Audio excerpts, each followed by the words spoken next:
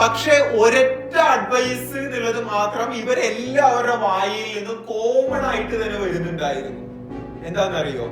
അക്ഷയ്, നീ നിന്റെ 26 വയസ്സ് ടച്ച് ആവുന്നത് വരെ ഒരിക്കലും നീ ഒരു റിലേഷൻഷിപ്പിലേക്ക് ഒരു പെണ്ണ് എന്നുള്ള രീതിയിൽ പറഞ്ഞ് നീ പോകരുത്. മറ്റൊരു വിമണുമായിട്ടുള്ള ഒരു എമോഷണൽ ഫിസിക്കൽ കണക്ഷന് വേണ്ടിയിട്ട് നീ പോയേക്കരുത്. ഇന്ന് എൻ്റെ കോളേജ് കഴിഞ്ഞിട്ടുള്ള എൻ്റെ ഒരുപാട് ഫ്രണ്ട്സ്, എന്നെക്കാളും ടാലന്റഡ് ആയിട്ടുള്ള, എന്നെക്കാളും സൂപ്പർ ആയിട്ട് പഠിച്ചിട്ടുണ്ടായിരുന്ന പല ഫ്രണ്ട്സിനെയും ഞാനിങ്ങനെ മീറ്റ് ചെയ്യുന്ന സമയത്ത് ഞാനിങ്ങനെ കുറച്ച് കമ്പനി ബിൽഡ് ചെയ്തു, കുറെ യൂട്യൂബ് ചാനൽസ് ബിൽഡ് ചെയ്തു, കുറെ അവർക്ക് തന്നെ പേഴ്സണലി അറിയാവുന്ന പലരും ടീമിൽ വർക്ക് ചെയ്തിട്ടുണ്ടായിരുന്നു എന്നുള്ള കാര്യമൊക്കെ ഇവർ അറിയുന്ന സമയത്ത് എൻ്റെ പല ഫ്രണ്ട്സും, എൻ്റെ സീനിയേഴ്സും, എൻ്റെ നാട്ടിലുള്ള, അതായത് എൻ്റെ നെയ്ബേഴ്സ് ആയിട്ടുള്ള എൻ്റെ നാട്ടിലുള്ള ഫ്രണ്ട്സും എൻ്റെ കോളേജിലെ എൻ്റെ ക്ലാസ്മേറ്റ്സും എന്നോട് കോമൺ ആയിട്ട് പറയുന്ന ഒരൊറ്റ കാര്യമാണ്. എന്താണെന്ന് അറിയോ? അക്ഷയ്, നീ റിലേഷൻഷിപ്പില് പോയിട്ടുണ്ട് എന്നുണ്ടെങ്കിൽ ഇന്ന് നീ നേടി എടുത്തിട്ടുള്ള ഈ കാര്യങ്ങളൊക്കെ ഉണ്ടല്ലോ, ഇത് നിനക്കൊരിക്കലും അച്ചീവ് ചെയ്യാനായിട്ട് പറ്റിയിട്ടുണ്ടാവില്ല. ഞാനിത് പറയുന്നത് കാരണം ഞാൻ എന്നുള്ളത് റിലേഷൻഷിപ്പിന് ഓപ്പോസിറ്റ് ആയിട്ടുള്ള ഒരുത്തനല്ല കേട്ടോ. ഇന്നത്തെ കാലത്തുള്ള ഈ ഒരു ഏജ് കാറ്റഗറിയിലുള്ള എൻ്റെ 26 വയസ്സ് വരെയാണ് എന്നോട് എൻ്റെ മെന്റേഴ്സ് പറഞ്ഞിട്ടുണ്ടായിരുന്നത്. ആ ഒരു ഏജ് കാറ്റഗറിക്ക് മുൻപുള്ള കാര്യമാണ് വേണ്ടെന്ന് പറഞ്ഞിട്ടുണ്ടായിരുന്നത്. എൻ്റെ ലൈഫില് ഞാനൊരു ബിസിനസ് എന്നുള്ളത് സ്റ്റാർട്ട് ചെയ്തായിരുന്നു. അതിൽ ഞാൻ കുറച്ച് കാര്യങ്ങൾ ഞാൻ ലോസ് ചെയ്തായിരുന്നു. ആ സമയത്ത് ഞാൻ വേറൊരു കാര്യം കൂടി ചെയ്യുന്നുണ്ടായിരുന്നു. എന്താണെന്നറിയോ? എൻ്റെ മെന്റേഴ്സ് എന്നോട് പറഞ്ഞതിന് എഗെയിൻസ്റ്റ് ആയിട്ട് എൻ്റെ 24-ാമത്തെ വയസ്സില്, അല്ലെങ്കിൽ 23 വയസ്സ് കഴിഞ്ഞ് ഒരു 24-ന്റെ തുടക്കം ഞാൻ ചെറുതായിട്ട് ഒരു റിലേഷൻഷിപ്പിലേക്ക് പോയിട്ടുണ്ടായിരുന്നു. ആ റിലേഷൻഷിപ്പില് പുറത്ത് ആകാശം ഇടിഞ്ഞു വീണാലും താങ്ങി നിർത്താനുള്ള പവർ എനിക്കുണ്ട് എന്ന് വിചാരിക്കുന്നവനാണ് ഞാൻ. പക്ഷെ ഇവള് മുഖം തിരിച്ചുകൊണ്ട് എന്നോട് സംസാരിക്കുന്നില്ല എന്നുണ്ടെങ്കിൽ, ഇവള് വേറെ എന്തെങ്കിലും കാര്യങ്ങൾ പറഞ്ഞിട്ട് എന്നോട് നിൽക്കുകയാണ് എന്നുണ്ടെങ്കിൽ അതെന്നെ ഭയങ്കരമായിട്ട് ടെൻസ്ഡ് ആക്കുകയായിരുന്നു. അതുകൊണ്ടാണ് ഞാൻ നിങ്ങളോട് പറയുന്നത്, എൻ്റെ ലൈഫിൽ എനിക്ക് കോമൺ ആയിട്ട് ലഭിച്ചിട്ടുള്ള ഒരു അഡ്വൈസ് ആണ് ഇത്. നമ്മളെ ആൺപിള്ളാരുടെ ഒരു പ്രശ്നമുണ്ട്, നമ്മളെ തവളകളെ പോലെയാണ്. തവളയുടെ ഒരു കഥ നിങ്ങൾ കേട്ടിട്ടുണ്ടാവും എന്ന് വിചാരിക്കുന്നു. ഒരു തവള എന്നുള്ളത് ഉണ്ടായിരുന്നു. ഇവിടെ ഒരു 100 ഡിഗ്രി നല്ല തിളച്ചുകൊണ്ടിരിക്കുന്ന ഒരു വെള്ളം എന്നുള്ളത് ഉണ്ടായിരുന്നു. ഈ തവളനെ തൂക്കിയിട്ട് ഈ തിളച്ചുകൊണ്ടിരിക്കുന്ന വെള്ളത്തിൽ കൊണ്ടുപോയി ഇട്ടു. ആ തവള സ്പോട്ടിൽ ചാടി, അപ്പുറത്ത് ചാടി. ദെൻ അടുത്ത അതേ വ്യക്തികൾ തന്നെ അതേ തവളനെ എടുത്തിട്ട് വേറൊരു കാര്യം ചെയ്ത്, ഇതിപ്പോ 100 ഡിഗ്രി സെൽഷ്യസ് നല്ല തിളനിലയിലുള്ള വെള്ളം, ഇതല്ലാതെ വേറെ ഒരു ജാറിൽ കൊണ്ടുപോയിട്ട് ഇവിടെ 0 ഡിഗ്രി അല്ലെങ്കിൽ ചൂടൊന്നുമില്ല, ഇവിടെ ഇത് ഗ്യാസിലാണ് വെച്ചിരിക്കുന്നത്, ഇതിൽ കൊണ്ടുപോയിട്ട് ഈ തവളനെ കൊണ്ടുപോയി ഇട്ടു. ഈ തവള എന്ത് ചെയ്തു എന്ന് വെച്ച് കഴിഞ്ഞാൽ നല്ല അടിയിൽ കംഫേർട്ട് ആയിട്ട് ഇരിക്കാൻ തുടങ്ങി. നല്ല സുഖമായിട്ട് ഇങ്ങോട്ടും ഇങ്ങോട്ടും ഒക്കെ ചാടി ചാടി ചാടി ഇങ്ങനെ നീന്തിക്കൊണ്ടിരിക്കാനായിട്ട് തുടങ്ങി.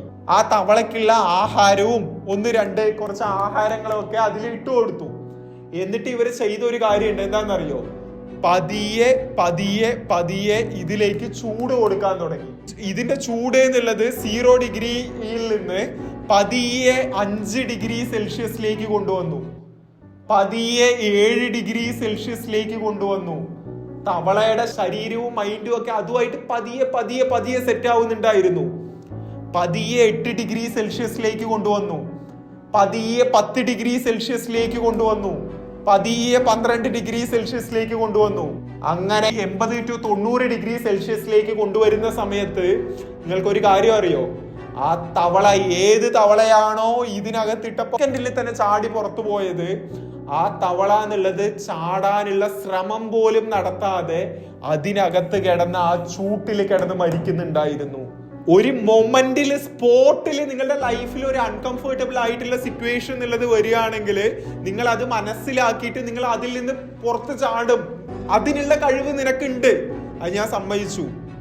പക്ഷേ നിന്റെ ലൈഫിൽ നിനക്ക് വരുന്ന മോസ്റ്റ് ഓഫ് ദ പ്രോബ്ലംസ് അങ്ങനെയല്ല വരിക.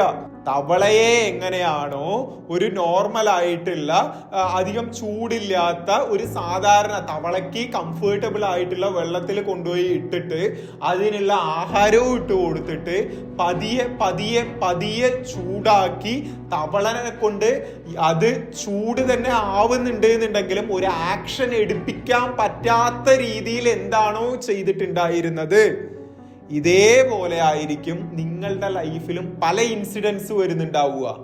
ഇതിനാണ് നമ്മൾ ഡിസിപ്ലിൻഡ് ആയിട്ട് ജീവിക്കണം എന്നുള്ള കാര്യം പറയുന്നത്. നമ്മളുടെ 26, 27 ഈ ഒരു വയസ്സിലും അല്ല എന്നുണ്ടെങ്കിൽ നമ്മൾ മാരേജ് ചെയ്യാനായിട്ട് പോകുന്ന സമയത്തും നിങ്ങൾ എന്ത് ജോലിയാണ് ചെയ്യുന്നത്, നിങ്ങളുടെ വരുമാന മാർഗമായിട്ട് എന്താണ് ഉള്ളത് എന്നുള്ളതിനേക്കാളും ഏറ്റവും ഇമ്പോർട്ടൻ്റ് ആയിട്ടുള്ള കാര്യമാണ് നിങ്ങൾ ആരെയാണ് നിങ്ങളുടെ പാർട്ട്ണറായിട്ട് ചൂസ് ചെയ്തിരിക്കുന്നത് എന്നുള്ളത്. കാരണം എൻ്റെ എല്ലാ മെന്റേഴ്സും എന്നോട് കോമൺ ആയിട്ട് പറഞ്ഞ ഒരു കാര്യം അതാണ്, അക്ഷയ് എന്ന് ആ ഒരു വാക്കിൽ നിന്ന് ചെറുതായിട്ടൊന്ന് വ്യതിചലിച്ചോ ആ പീരിയഡിലാണ് എനിക്കൊരു ഡൗൺഫോൾ എന്നുള്ളത് വന്നിട്ടുണ്ടായിരുന്നത്. അപ്പോൾ പ്രത്യേകിച്ച് നമ്മൾ ആൺപിള്ളേര് എന്നുള്ളത് എമോഷണലി ഭയങ്കരമായിട്ട് പെട്ടെന്ന് അറ്റാച്ച്ഡ് ആവുന്ന ഒരു കാറ്റഗറി ആയിരിക്കും. അതെ, ഞാൻ ഒരു കാര്യം കൂടി പറയാം. നിങ്ങൾക്ക് എൻ്റെ ഗൈഡൻസിൽ ഒരു പ്രോപ്പർ ആയിട്ടുള്ള ഒരു ഡിസിപ്ലിൻഡ് ആയിട്ടുള്ള ലൈഫ് ബിൽഡ് ചെയ്തെടുക്കണം എന്ന് നിങ്ങൾ ആഗ്രഹിക്കുന്നുണ്ട് എന്നുണ്ടെങ്കിൽ നിങ്ങൾക്ക് വേണ്ടി ഞാൻ ക്രിയേറ്റ് ചെയ്തിട്ടുള്ള ഒരു കോഴ്സാണ് 30 Days of Challenge Mindset Building എന്നുള്ളത്. ഈ ഒരു പ്രോഗ്രാമിലൂടെ അൺഡിസിപ്ലിൻഡ് ആൻഡ് ഡീമോട്ടിവേറ്റഡ് ലൈഫ് ജീവിച്ചുകൊണ്ടിരുന്ന 3000-ലധികം ആളുകൾ ഇന്ന് ഒരു സ്ട്രോങ് ആയിട്ടുള്ള ഒരു ലൈഫ് എന്നുള്ളത് ലീഡ് ചെയ്തുകൊണ്ടിരിക്കുന്നുണ്ട്. ഇതിൽ അടുത്ത 30 ദിവസത്തേക്ക് എൻ്റെ തന്നെ ഓരോ ട്രെയിനിങ്സ് ആയിരിക്കും ഞാൻ നിങ്ങൾക്ക് നൽകുന്നുണ്ടാവുക. ഡെഫിനറ്റ്ലി ഒരു പെയ്ഡ് പ്രോഗ്രാമാണ്. പക്ഷേ ലൈഫിൽ ട്രാൻസ്ഫോർമേഷൻ കൊണ്ടുവരണം എന്നുള്ള കാര്യത്തിൽ നിങ്ങൾ സീരിയസ് ആണ് എന്നുണ്ടെങ്കിൽ ഈ ഒരു പ്രോഗ്രാമിലേക്ക് ഞാൻ നിങ്ങളെ ഇൻവൈറ്റ് ചെയ്യാണ്. സോ പ്രോഗ്രാമിൽ ജോയിൻ ചെയ്യാനായിട്ട് ഡിസ്ക്രിപ്ഷനിലും പിൻ കമന്റിലും ആയിട്ട് ഞാൻ ഒരു ലിങ്ക് എന്നുള്ളത് കൊടുക്കുന്നുണ്ട്. അതിൽ ക്ലിക്ക് ചെയ്ത് ജോയിൻ ചെയ്തേക്കുക. Wish you all the very best.